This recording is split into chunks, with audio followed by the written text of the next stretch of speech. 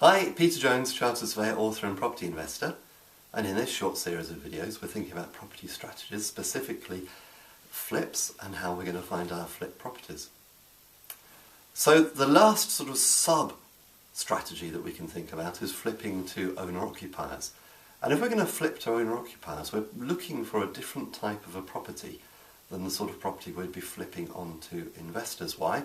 Because investors, by and large, are probably going to want to buy something which is cheap and cheerful, which they can rent out. And by the way, I'm not saying that it's in terrible condition or that we're rogue landlords or that we're buying the very worst properties, but investors probably don't want to buy properties in the very worst area, but they're certainly not buying properties in the very best area either. Why? Because in the very best areas, the prices are going to be so high that there won't be a return, there won't be a yield.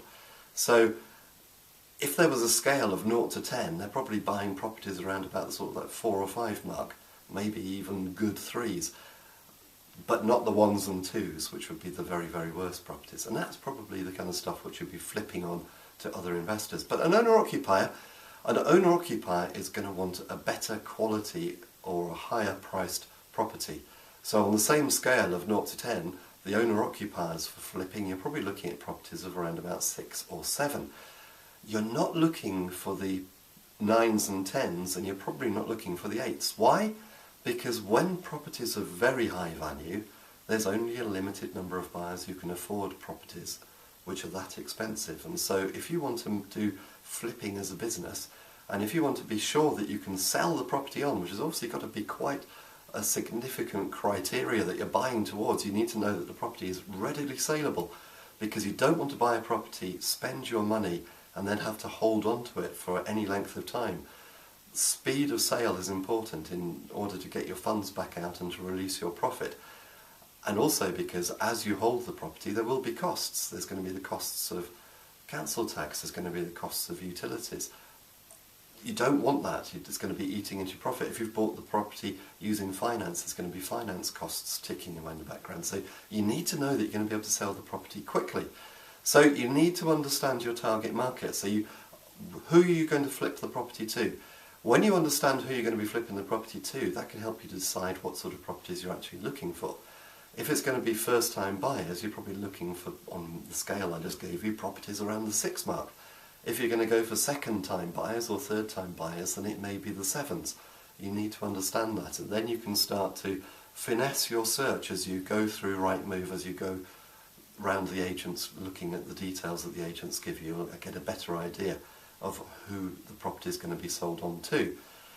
In understanding this, I think one thing which perhaps as beginner investors we don't often appreciate, but things change, particularly with the economic cycle and with the market cycle. If we assume that the property market runs to a cycle, which I'm sure it does, things will change during that cycle, which means that even if, at the moment, particular types of property are suitable for owner-occupiers, it may be that they won't be when the property market dips. Or it could be that if the property market accelerates and picks up and becomes a hotter market, you may then be able to buy the more expensive properties because you'll have a little more certainty that they'll sell more quickly. A lot of it's going to come down to the availability of finance for your buyers. How easy is it going to be for your buyers to actually finance the property when you put it back on the market? And maybe that will lead you to the particular type of property that you're looking for in order to flip. And again, that might be a function of what's happening in the economy and what's happening in the property market at the time that you're looking for properties. And you may think to yourself, well, actually, first-time buyers are finding it quite tough to raise finance at the moment, so I'm going to concentrate on the sort of properties which will work for second and third-time buyers. So you need to be thinking about all of this kind of stuff, and that will guide you as to which areas you're going to be looking for and which price range your properties are going to be in, the raw product of your property. Now, when you're looking for properties to flip, you need to know that you're going to make a profit. We've already thought about this, so I don't want to go over it all again.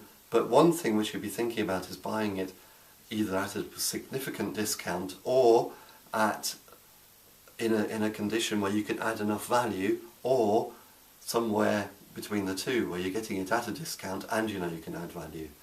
But as a rough rule of thumb, you probably want to be thinking about selling the end product on the renovated property, the flipped property, wants to be sold on at a price which is probably going to give you something like a 20% profit, 20% of the cost of the purchase of the property. That's the rough rule of thumb which many developers work towards now. Is that right for you? I don't know. It all depends, doesn't it?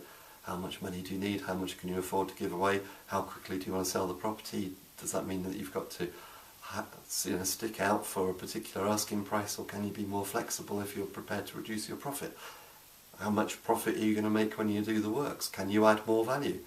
Can you spend the same money but add more value? And these are all questions which you'll need to ask yourself and understand. And by the way, it gets easier to understand and to answer these questions with the more projects you do. So if you're interested in doing flips, I suggest just get out there and start doing it. Go around the agents, get yourself onto Rightmove.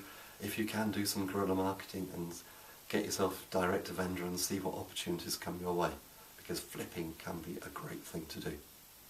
By the way, if you're new to property and you want to get into property, or if you're already in property but you want to expand your portfolio and accelerate your property business and your property success, then I want to recommend to you my best-selling ebook, The Successful Property Investor's Strategy Workshop, which you can find at my website www.thepropertyteacher.co.uk. And in it I take you through how I started in property. So I show you everything that I did in order to create my portfolio and to create my portfolio income. And I literally started with no money at all.